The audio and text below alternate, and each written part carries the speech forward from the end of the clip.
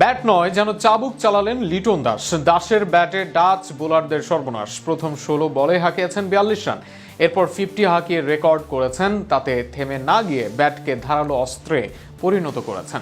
Asia কাপের আগে ক্যাপ্টেনের দুর্দান্ত ফর্ম নিয়ে বিস্তারিত থাকছে প্রতিবেদনে। প্রথম ম্যাচে 50, দ্বিতীয় ম্যাচে অপরাজিত। আর আজ সিলেট আন্তর্জাতিক ক্রিকেট স্টেডিয়ামে নেদারল্যান্ডসের বিপক্ষে সিরিজের শেষ ম্যাচে দুর্দান্ত ব্যাটিং করলেন লিটন কুমার দাস। আক্রমণাত্মক ইনিংসে মাত্র 27 বলে অর্ধশতক পূর্ণ করেন বাংলাদেশের হয়ে।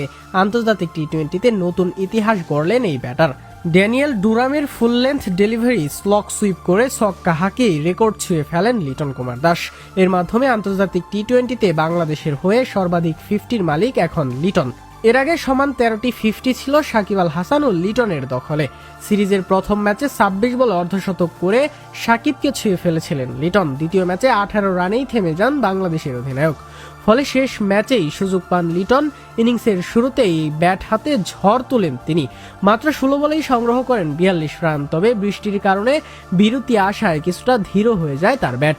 বিরতির পর 10 বলে মাত্র 4 রান করলেও শেষ পর্যন্ত ডুরেমের বলেই ছক্কা মেরে পূর্ণ করেন 50। ইনিংসটি সাজে 5টি 4 ও 3টি ছক্কায়। রেকর্ডের দিক থেকেও এগিয়ে গেলেন লিটন কুমার দাস। লিটনের 14 50 এসেছে মাত্র 108 ইনিংসে। অন্যদিকে সাকিবকে একই মাইল ফলকে পৌঁছাতে লেগেছিল 127 ইনিংস। যদিও ব্যক্তিগত সর্বোচ্চ রানের দিক থেকে সাকিব এগিয়ে আছেন। তার সর্বোচ্চ 84 রান, যেখানে লিটনের সেরা ইনিংস 83।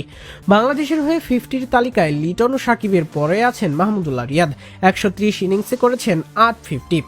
ইতিমধ্যে আন্তর্জাতিক ক্রিকেট থেকে অবসর নেওয়া এই সাবেক অধিনায়ক ছিলেন দীর্ঘদিন দলের অন্যতম ভরসা। তবে সবাইকে ছাড়িয়ে গেলেন লিটন কুমার দাস।